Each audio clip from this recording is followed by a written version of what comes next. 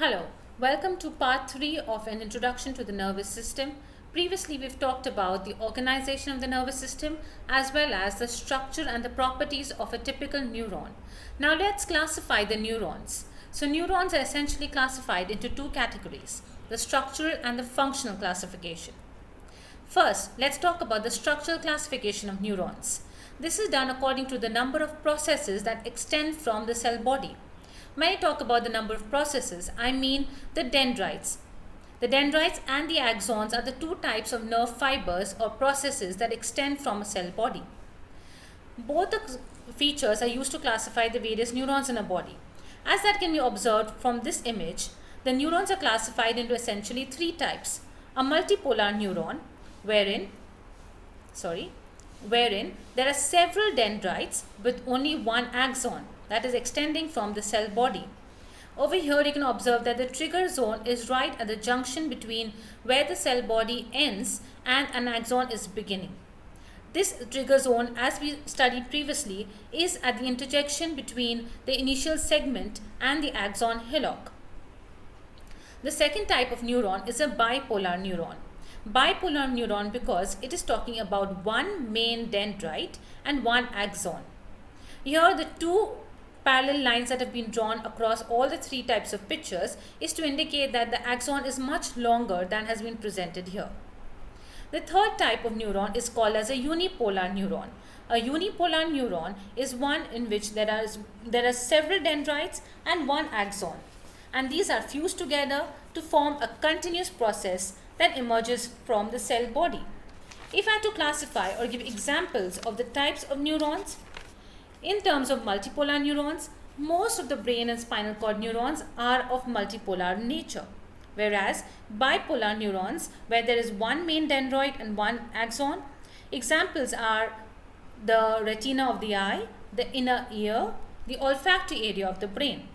Whereas unipolar neurons, these are the ones, for example, they were essentially called pseudo-unipolar because they were, when the development of the neurons took place in the embryo, they were essentially bipolar. But because they got fused together eventually, they're called as unipolar neurons.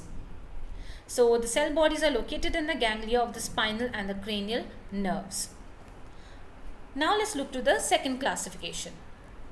There are also certain examples of sensory receptors which are acting as unipolar neurons.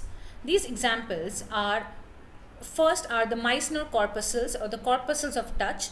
It is a touch receptor that consists of a mass of dendrites which are enclosed by a capsule of connective tissue. You can look, this is a dendrite. This is an example of a unipolar neuron. Unipolar meaning several dendrites with one axon which is fused together. You can look at this structure over here. They are all similar in structure, only difference is the type of the dendrite is different. The first example is a Meissner corpuscle, which consists of a mass of dendrites enclosed by a capsule of connective tissue. Second example is a Merkel disc or a tactile disc, which is a touch receptor that consists of free nerve endings that have got bare dendrites that make contact with Merkel cells of the stratum basilae of the skin, which are sensitive to touch. Third example is the Pacinian corpuscles, which are also lamellated in nature. It is a pressure receptor which is composed of a multi-layered connective tissue capsule that encloses one dendrite. And fourth example is a nociceptor, which is nothing but a pain receptor that consists of again free nerve endings or bare dendrites. Example of nociceptors would be thermoreceptors, itch receptors, tickle receptors, which are resembling nociceptors, and they are also serving as sensory receptors. These are all examples of unipolar neurons. Now let's look at the second type of classification. The second type of classification of neurons is according to the direction in which the nerve impulse, which is also known as the action potential, is conveyed with respect to the CNS. The first type of classification are called the sensory or the afferent neurons. Afferent neurons, afferent meaning toward, the information which is carried toward from the CNS.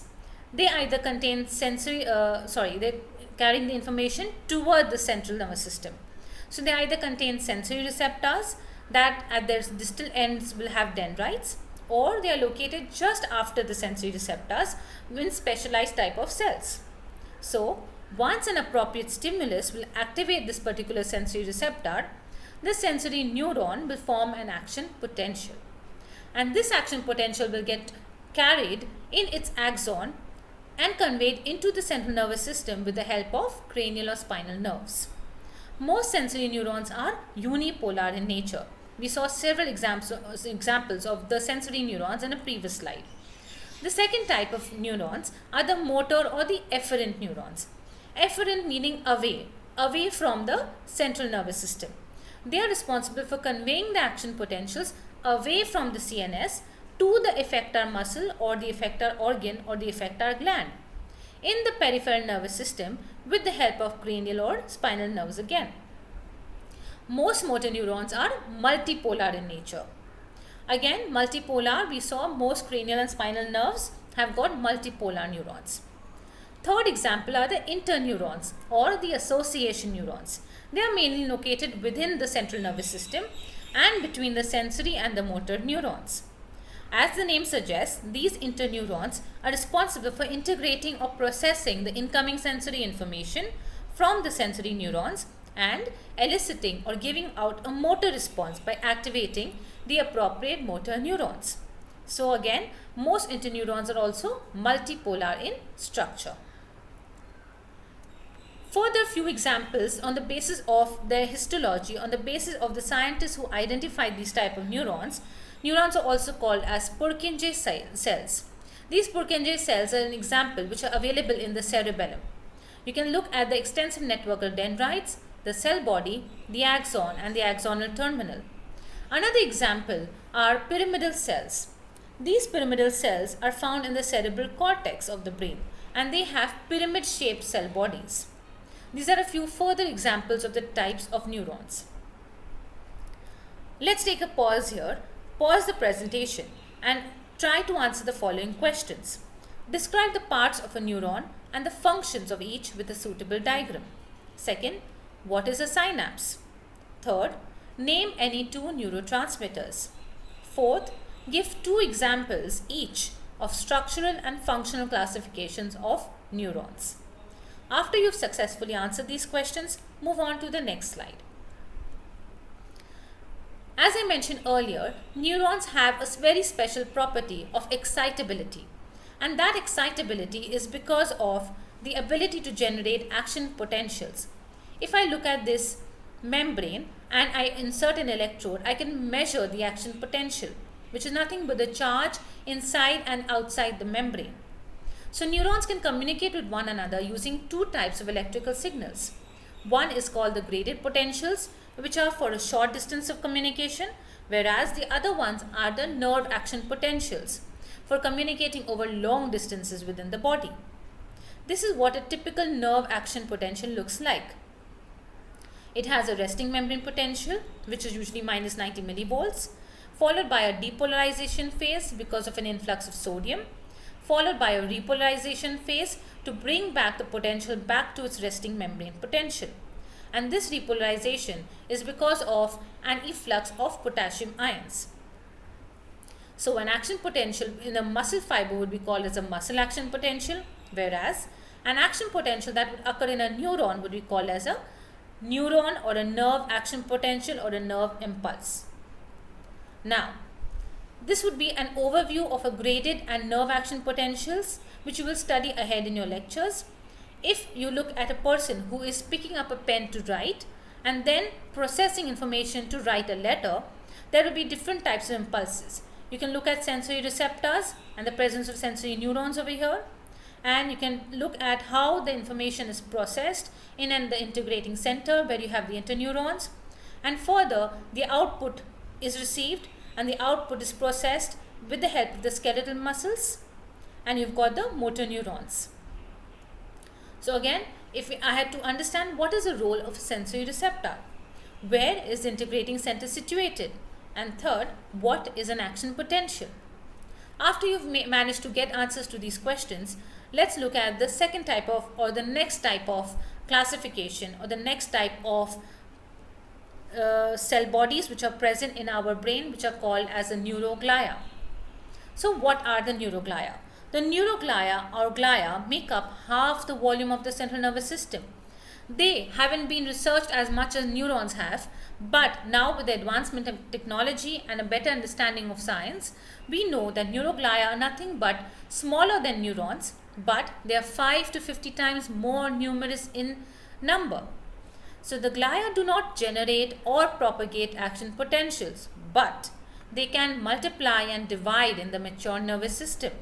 So in case of any kind of trauma, injury or disease, the neuroglia are responsible of multiplying in nature and fill in the spaces where the neurons were originally occupying the space.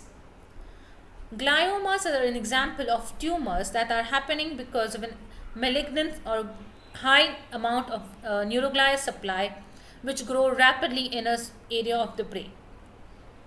So let's classify the neuroglia which are present in the central nervous system. The neuroglia, as we've talked of earlier, are responsible for giving structural support as well as protection to the neurons. They can be classified into the ones which are present in the central nervous system, whereas the ones that are present in the peripheral nervous system. We'll look at each of these topics individually. Within the central nervous system, they're classified into astrocytes, oligodendrocytes, microglia, and ependymal cells. If I'm looking at the typical portion of the brain, where I'm looking at these are my neurons, and I have got supportive structures which are called the oligodendrocytes. I also have the microglial cells, I have the fibrous astrocytes, and I also have the ependymal cells.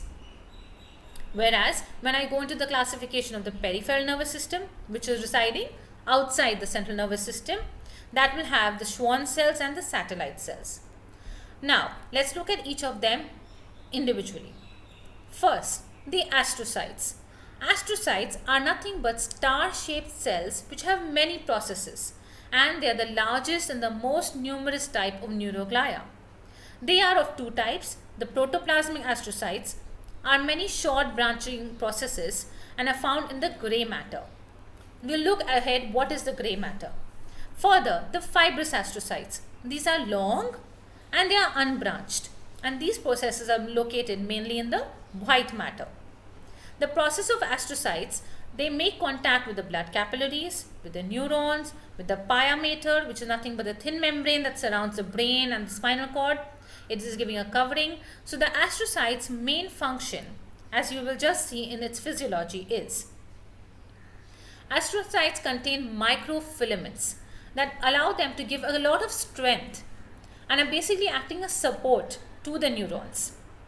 Second, the process of astrocytes which are wrapped around the capillaries are allowing the neurons to be isolated and also preventing any kind of harmful substances to penetrate or to cross or to enter or attack the neurons. And they also do this by secreting chemicals which are allowing to maintain a unique selective permeability characteristic of the endothelial cells of the capillaries surrounding the neurons. So in effect, if I had to say, these endothelial cells are acting as a blood-brain barrier, which are restricting the movement of any kind of substance which would be pathogenic or which would not be able to accept or penetrate through this blood-brain barrier and cross between the blood and interstitial fluid of the CNS. Secondly, within the embryo, astrocytes are again responsible for secreting chemicals that are allowing to regulate the growth, migration, as well as interconnection among the neurons in the brain. Fourth, astrocytes also help to maintain the appropriate chemical environment for generation of nerve impulses. Fifth, for example, regulating important ions such as potassium, they take up excess neurotransmitters. They are also used as a effective conduit, as an effective passage through which nutrients can pass over between the blood capillaries and the neurons. So the exchange that occurs is because of the astrocytes. And lastly, they also play a role in learning and memory by influencing the formation of neural synapses. Again, I have already discussed what synapses are. They are nothing but a communication or a site of communication between two neurons or one neuron and one effector cell. Let's move on to the second type. The second type of neuroglia which is present in the CNS are called as oligodendrocytes. oligo meaning few and dendro meaning tree. They are smaller than the astrocytes and they contain fewer processes. These oligodendrocytes are processes which are responsible for forming as well as maintaining a myelin sheath around the CNS axons. This myelin sheath is nothing but a multi-layered lipid and protein covering around some axons which are responsible for insulating them, for protecting them, and also increasing the speed by which the nerve impulse can be propagated. So, if a axon is covered by a myelin sheath, you can naturally assume that the impulse of action potential or the carrying of the action potential will be much faster. And so those axons will be called as myelinated axons. The third type of neuroglia are called as the microglia. Micro meaning small. These are small cells with slender processes, thin processes, which give off numerous spine-like projections. Just like we talked of cilia, or we have understood of cilia and microvilli, microglia are also slender, small, thin processes which have spine-like projections. These microglia have an important function because they function as phagocytes. When you talk about the blood, when you talk about the cardiovascular system, we also talk about macrophages such as neutrophils and macrophages which are occurring as phagocytes. Similarly, the microglia also function as phagocytes. They again remove the cellular debris which are formed during normal development of the nervous system and are responsible for phagocytosizing or engulfing the microbes and damaged nervous tissue. The last type of central nervous system microglia are the ependymal cells. Epen meaning above and dime meaning a garment. So ependymal cells are nothing but cuboidal to columnar cells which are arranged in a single layer, and they also possess microvilli and cilia. They are responsible for lining the ventricles of the brain as well as the central canal of the spinal cord, the spaces which have been filled with cerebrospinal fluid, and they are responsible for protection and nourishment to the brain and the spinal cord. So these cells produce or possibly monitor as well as assist in the circulation of the cerebrospinal fluid. Also, they form the blood cerebrospinal fluid barrier. So I hope you have a good understanding of the four types of neuroglia which are present in the central nervous system. Now let's look at the neuroglia of the peripheral nervous system. The peripheral nervous system have got the Schwann cells. These are the cells which encircle the peripheral nervous system axons. Similar to oligodendrocytes, they also form a myelin sheath around the axons. So these are the second type of cells which are forming a myelin sheath. The first ones were the oligodendrocytes which are present in the CNS. The second are the Schwann cells which are present in the PNS. However, a single oligodendrocyte was able to myelinate several axons, but each Schwann cell will only myelinate a single axon. So if I am looking at the structure of an axon and I am looking at the covering by a myelin sheath, these are nothing but the Schwann cells. But a single Schwann cell can enclose as many as 20 or more unmyelinated axons. There are so many unmyelinated axons that you can look over here, and each of them are being covered by the single Schwann cell. So Schwann cells are able to participate in axon regeneration, which is more easily accomplished in the PNS as compared to the CNS. Okay, because in the peripheral nervous system, because of the presence of Schwann cells, they can facilitate the axon regeneration process. The second type of cells, the neuroglia which are present in the peripheral nervous system, are called as the satellite cells. These are nothing but flat cells which surround the cell bodies of the neurons of the PNS ganglia. If this is my neuronal cell body in a ganglion, these are the satellite cells. These satellite cells are providing structural support and also regulate the exchange of materials between neuronal cell bodies and the interstitial fluid. So with this, we come to an end of the different types of neuroglia which are present in the central as well as peripheral nervous system. Here I can take a nice comparison of the two types of cells which are responsible for producing a myelin sheath. One of them is the Schwann cell which is present in the PNS. The second are the oligodendrocytes which are present in the CNS. I request you all to go through this information and make your own notes as well as recapitulate all the information. So, if I had to summarize, the axons that are surrounded by a myelin sheath are produced either by the Schwann cells in the PNS or by the oligodendrocytes in the CNS, and hence they are said to be myelinated. If I had to look at how they actually do this, these are the Schwann cells, this is the nucleus and the cytoplasm, and this is the typical axon. So gradually over time, the Schwann cell is forming layer after layer after layer and forming a dense structure such as this, so that it can form a nice kind of insulation to cover a typical axon. Further, there are a few other properties of nervous tissue that we need to talk about. First are the collections of the nervous tissue.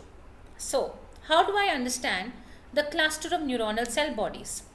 Any kind of neuronal cell body, if it is in a cluster, if there is a cluster or a collection of several cell bodies together, but it is residing outside the central nervous system, I will call it as a ganglion. And if it is residing inside the central nervous system, I will call it as a nucleus.